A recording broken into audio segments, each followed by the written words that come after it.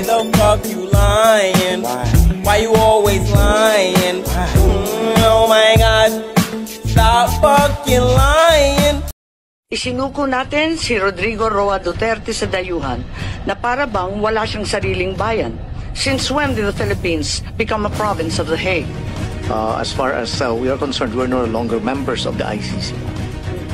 And as non-members, can we possibly fall under the jurisdiction of the ICC?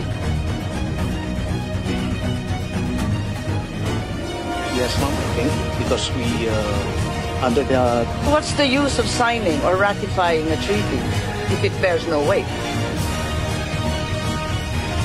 Nagsalita po ang ating mahal na Secretary John Vic na ang nagplano po rito, o yung pagkaintindi namin, itong 4 na pinangalanan ang siyang nagplano.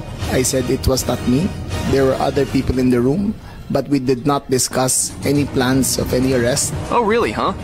And was that the plan from the very beginning? What was, and who was really on top of this? Ikaw ho ba nagplano ng lahat ng ito? Hindi naman. It was a group effort. Secretary Chidoro was there, Secretary Aniong was there too, and the President and I.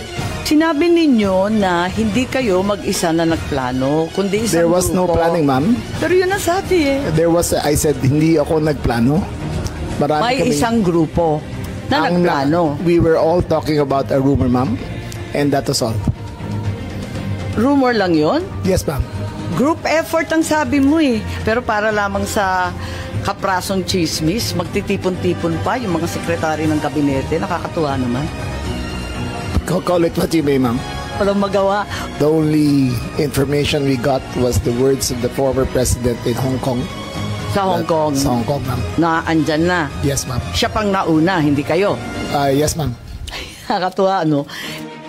Meron po tinatawag na red diffusion, blue diffusion. May kulay ba ito? Yung pinadala sa atin, anong kulay ng diffusion? Ito po ay wanted person diffusion. So walang red notice? Hindi po siya red notice. Because the nature of the diffusion is... bakit si Congressman Arnie Teves may red notice na, hindi pa natin nagagawa ng paraan? Hindi ko po masagot. Ma'am, yung kay Arnie Teves,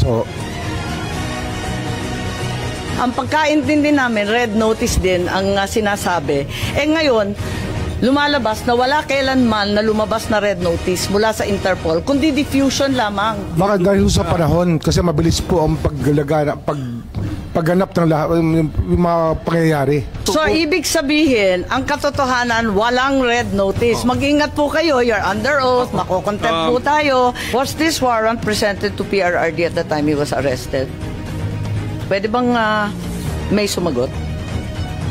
Si General Torre, mukhang kabisado niya. Siya yung nasa video eh. Soft copy was given to them on the tube. Ikaw naman bumasa ng Miranda rights, hindi man lang yung prosecutor. Tinikoberan mo na yung papel ng DOJ, kaya sumagot ka ngayon. I-present po namin kay President Duterte na nasa 250. Nabasa niya lahat, 15 pages. Ang bilis-bilis lang lumabas eh. Hindi po niya nabasa yun. Hindi niya nabasa. Hindi niya. Pagpalagay natin hindi siya Vice President, she is an immediate member of the family. Ang immediate members of the family, 24 hours pwede bumisita sa amin, nakakulong kami. Ito hindi pa nakakulong. Anak ito. Bakit hindi niya pinapasok? Maliban doon, is this not a violation of RA 7438 that requires that you guarantee access to an attorney? Oh my God.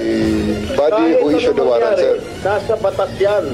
On 2 counts, immediate family na, abagada pa niya.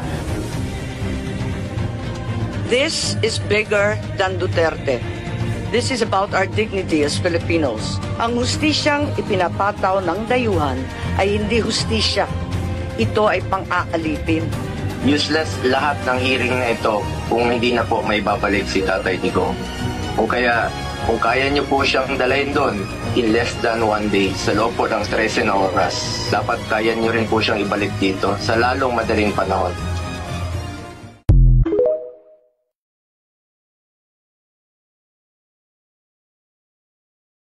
Why the fuck you lying? Why you always lying? Oh my God, stop fucking lying.